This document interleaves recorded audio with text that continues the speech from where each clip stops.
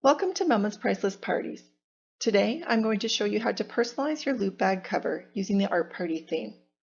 We'll start by clicking the loot bag cover link, which is also available in the YouTube description box. Once you click the link, a new tab will appear showing you the cover that I created in Canva. We then are going to click Use Template. This will automatically redirect us into Canva if we're signed in. If not, sign in now or sign up for this free, easy-to-use design software. It takes minutes. Once you have the file up, we're going to minimize the left bar, and then we're going to rename the file. You'll want to make a file for each guest at your party. So we'll double click on the file name, and in this one we're going to call it Mia. Press enter, and we've changed the file name. Next, we're going to modify the loot bag cover. So we're going to hover over Isabella, double click, we'll highlight the name, and we're just going to replace it with Mia. We are then going to click off because we've stopped editing the name. And then in order to move it, we're going to click back on the name, and we can either use our arrow keys, which I'm doing now, or you can use the mouse with a click and a drag. Now, the biggest thing is to make sure with the new name, I'm going to click off, to make sure that the name is centered in the heart. I wouldn't change the size of the names. I would try to keep them as consistent as possible. The only exception is when you have a longer name, you might actually need to decrease the size by a little bit.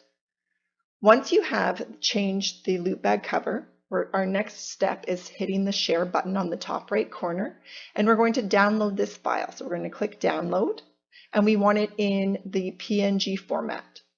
We're going to hit download, and while that's downloading, we are then going to go to our next guest. So we're going to take this file, and we're going to rename it, and we will call it, let's double click, again. We will use the name Samantha. And enter. Next, we're going to click Mia, and we are going to put Samantha. So you'll notice in this case that Samantha's not even on the right line. So we're going to click off first, and we're going to click back on the Samantha to edit it. We're going to go to this tall bar on the right and resize the text box. Now you'll see that it is too big for that, and it doesn't fit on the heart. So the 4 circles in the corners are how we resize it. So we're going to click and drag one of those circles just so that we can make it fit in the heart. We'll then click and drag and place it. And I think we can make that a bit bigger. We just want the A to be on the heart. And I think that's about right. So now again, you would just play around with this so that it looks the way you want it to. Once we're done, we're going to click off. We're going to again hit share, hit download. And what we're doing is downloading each file for each guest. Once you've done that, the next step is actually re-uploading these into Canva because we need to put them into a printing template so that these print properly and at the right size of a 5x7. So the next step we're going to do is go to the Throw a Creative Art Party tab, and we're going to click on 5x7 on 11 by 8.5 printing template. This will open up a new tab, and we're going to hit Use Template. This should automatically open in Canva because you're already signed in. We're then going to hit Uploads, and we want to upload a file. So we're going to select Samantha and Mia and open. Then they're going to upload. Once we upload, we can simply drag and place them into our printing template. It's really simple.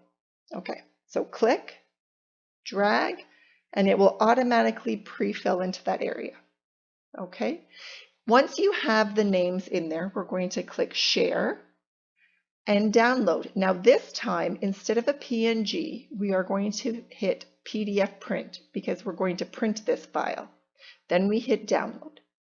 Once you've done this for all your guests, then you can take your PDF and print them either at home or at a print shop. I personally like going to a print shop because they have professional printers and the colors are phenomenal. Either way, you'll want to use regular paper.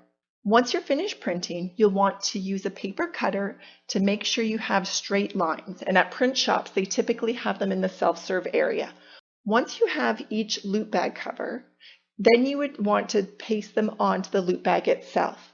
Make sure that you use an extra strength glue so that it sticks very nicely. I hope you've enjoyed this tutorial and that your loop bag covers and party are absolutely priceless.